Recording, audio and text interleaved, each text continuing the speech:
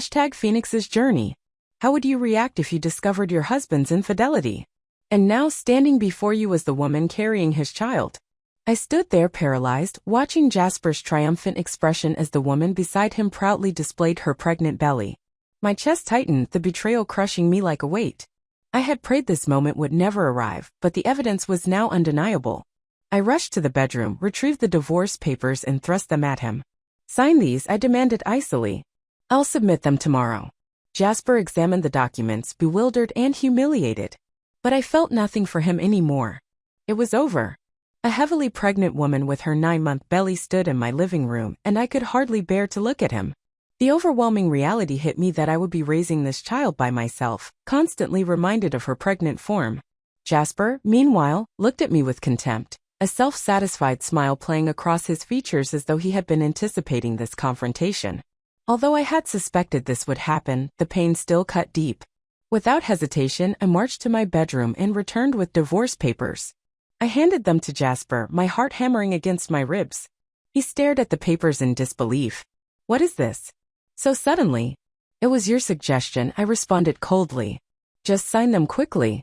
I'll file them tomorrow." His face reddened with a mixture of rage and embarrassment as he processed my words. "Mark my words," I warned him. "I'll make you rue the day you mistreated me and looked down on me. My name is Phoenix. I'm 27 and have been a homemaker for 2 years now. I previously worked at a mobile phone company, which is where I met Jasper when I was 25. He was my supervisor, and we quickly developed a connection. What began as professional respect evolved into love. And 12 months later, we got married. Jasper, 3 years my senior, had always been someone I could depend on, especially during my early professional life. His direction was straightforward, and I valued it more than I could express. We became close friends, frequently dining together and spending time outside work. When he asked me on a date, I was thrilled. It seemed like a fantasy come true, particularly since I had never been in a relationship before. To be honest, I had always found fictional characters more appealing than real men.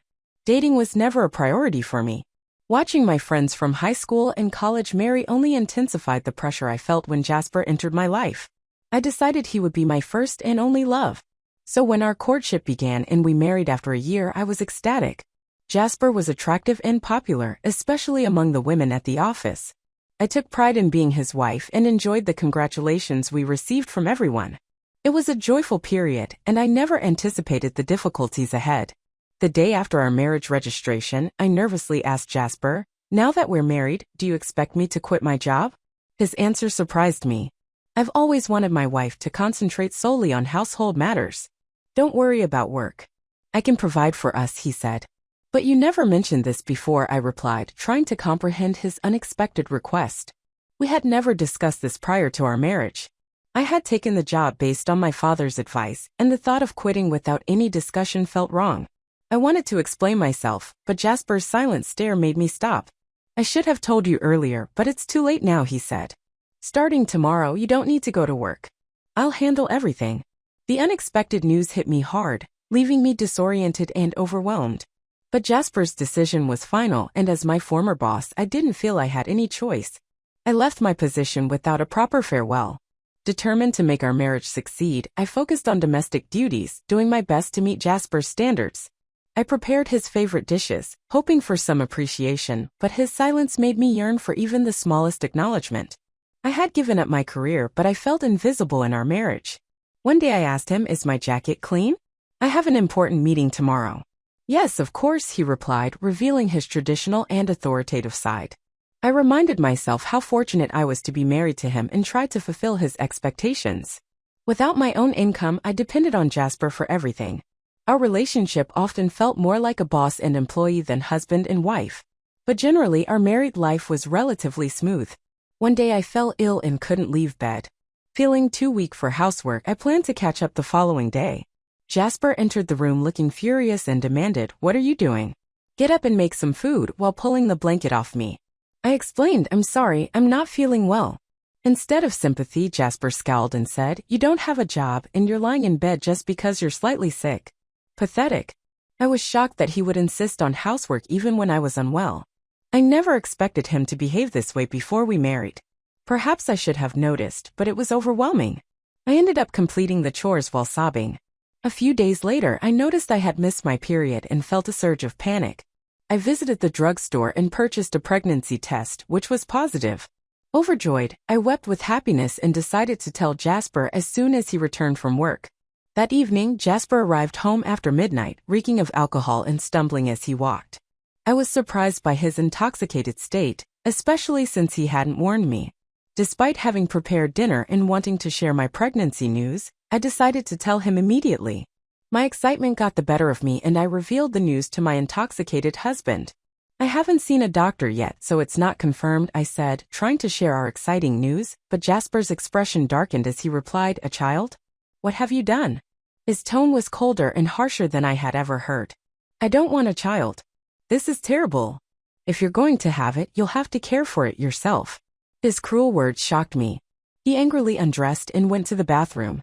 I couldn't understand why he was being so irresponsible about our baby. The joy I had felt moments before was replaced with profound sadness. He had never mentioned not wanting children before. We hadn't been using protection, so I assumed we both wanted a family. As I was hanging Jasper's jacket and about to take his shirt to the laundry, I noticed something in the pocket. "What's this?" It was a piece of paper that resembled a receipt. Initially, I thought it was from the evening's event and was going to discard it. But then I saw the establishment's name. "Is this a motel?" My hand trembled as I realized it was indeed a motel receipt. This discovery deeply shocked me. I wondered why Jasper would act this way. Marriage is supposed to be about love between two people, especially since we had only been married for just over a year. I had spent years dreaming of romantic relationships, but had never truly experienced one. I couldn't immediately accept this painful truth, but the idea of infidelity started to make sense. Were all my suspicions about him using me as a housekeeper while loving someone else true? Was this why he reacted so harshly to the news of my pregnancy? As I struggled with these disturbing thoughts, an overwhelming wave of nausea hit me, and I couldn't shake the feeling that something was terribly wrong. It began to click. Jasper had a mistress at my former workplace, and perhaps he had married me, not out of love, but for the stability I provided. The more I considered it, the more everything seemed to fit. As if the boundary between reality and my imagination was starting to blur. Still, I couldn't ignore the cruel things he had said when I told him about the pregnancy. Determined to uncover the truth, I began collecting evidence of Jasper's infidelity. His cold attitude toward me made it obvious that he resented the pregnancy, even though I was suffering from morning sickness. He would deliberately eat strongly scented foods around me while criticizing my housework and making me redo tasks. The strain on my body and heart was unbearable, but I remained determined. I had to discover the truth. Jasper was protective of his phone, never leaving it unattended, even taking it to the bathroom. Whenever I tried to sneak into his room, it was always perfectly tidy with nothing out of place. At work, he was equally meticulous. His desk was always immaculate. Catching him in the act seemed almost impossible. I searched through his pockets for receipts or any hint of evidence, but each attempt was fruitless. I considered hiring a private investigator, but I lacked the financial resources. As I sat there, lost in my thoughts, my phone rang. An unexpected call from my father, who rarely contacted me. "Hello? It's Dad. How are you?" he asked, his voice steady. I was surprised to hear from him. He was always so busy. "Dad, what's going on? Aren't you overwhelmed with work?" I replied, puzzled by his sudden call. "My employees have been handling things well, so I'm not as busy," he said. As the CEO of a company in Canada, my father had always been a workaholic. I didn't have many childhood memories of spending time with him, but I always respected his dedication. I wondered why he was calling now. "So what's happening?" I asked, waiting for his explanation. What he said next left me stunned. "Is that really true?" I asked, trying to process the shocking news. "Yes. He's not the type to lie." "I need you to trust me," my father reassured me, sensing my disbelief. I sat in silence, still shocked by what I had learned. But as I absorbed the information, a sense of relief washed over me. "Thank you, Dad. I'll do my best," I said, my voice steady with gratitude before ending the call. Finally, my investigation was yielding results, and while I felt a mix of relief and anger, the tension with Jasper continued to grow. Despite my pregnancy, his emotional distance only fueled my resentment toward him. Months passed and our relationship remained strained. Then everything fell apart. As I approached my 9th month of pregnancy, I lived in constant fear, trying to avoid Jasper and leading a quiet, isolated life. One evening, as usual, I was serving dinner. Jasper came home and we sat down to eat, but as I quietly ate my meal, Jasper suddenly slammed his fork onto the table. "What is this?" "It's flavorless," he shouted, throwing the food I had carefully prepared onto the floor. I was shocked, unable to comprehend his sudden outburst. My frustration boiled as I watched my meal discarded without a second thought. Jasper complained that my cooking had become bland recently, but I had been trying to prepare healthier meals for both of us during my pregnancy. If he didn't like the taste, he could have added salt, but there was no need to throw it on the floor. Just as I was about to speak, Jasper sneered, his voice dripping with cruelty. "I don't want a woman with a belly like a monster. You'll have to raise the kid by yourself," he said with a cruel smile twisting his face. I had feared this day might come, though I had hoped for a different outcome. Quickly, I went to my room, grabbed some documents and returned to show them to Jasper. "Here are the divorce papers," I said, pushing the documents toward him. Jasper looked stunned and asked, "What the hell? What's this?" "So suddenly?" "Well, it was your idea. Just sign it quickly." "I'll submit it tomorrow," I said. I had been considering divorce ever since I suspected Jasper's infidelity with a baby on the way. I wasn't sure if I could manage alone, but now I had a new plan. My determination seemed to anger Jasper. His face turned red with rage. "Just wait.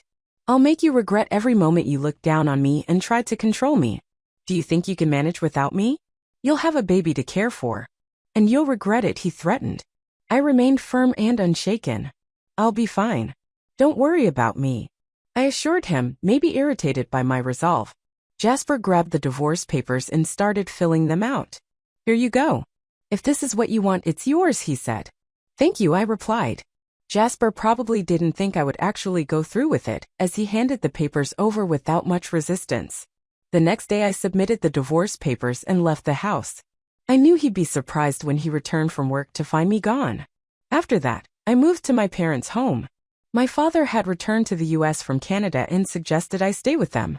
It was the right choice for me as I was tired of life with Jasper. I was deeply grateful to my father for his support. On the day I left our home, Jasper called me 3 times, but I ignored each call. Eventually, he stopped calling. It became clear that I meant very little to him. He was probably happy with his mistress and might even be planning to remarry. I decided to move on from Jasper. 6 months later, I had a baby who was born healthy, and I was living happily with my parents while enjoying this peaceful life. Jasper called me again. At first I ignored his calls, but after he persisted, I had no choice but to answer. "Hello? What do you want now?" I asked, tired of his calls. "Hey, what's going on? Why were you on that show?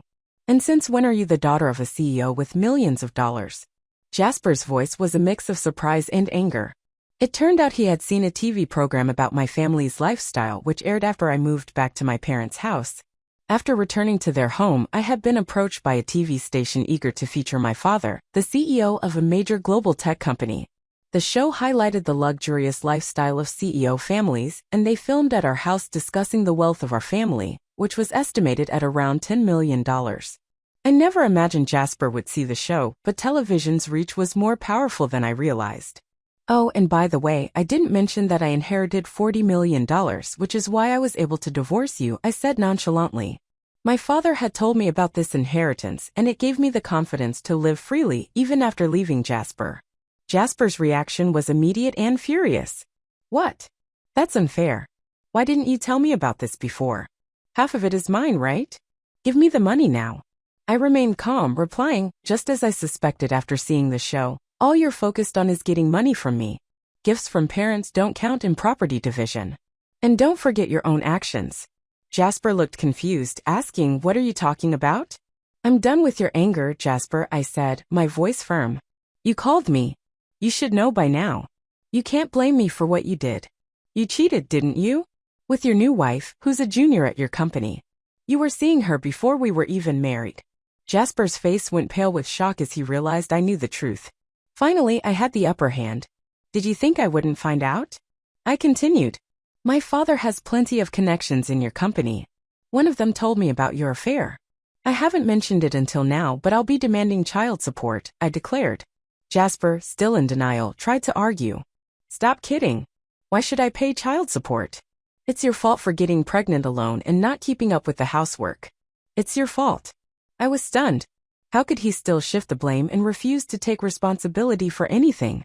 I couldn't believe I had once been married to someone so unreasonable. It was clear I had made the right decision to leave him. "Jasper, I'm broke. My wife spent all my money and now I'm in debt," he lamented. But I wasn't moved by his pitiful pleas. His refusal to acknowledge his mistakes only fueled my anger. I had no intention of dealing with someone like him ever again. Gripping my phone tightly, I prepared to end the conversation. "What are you even talking about?" I snapped. "Do you realize how ridiculous you sound? I never want to deal with you again. I'll have my lawyer handle the child support.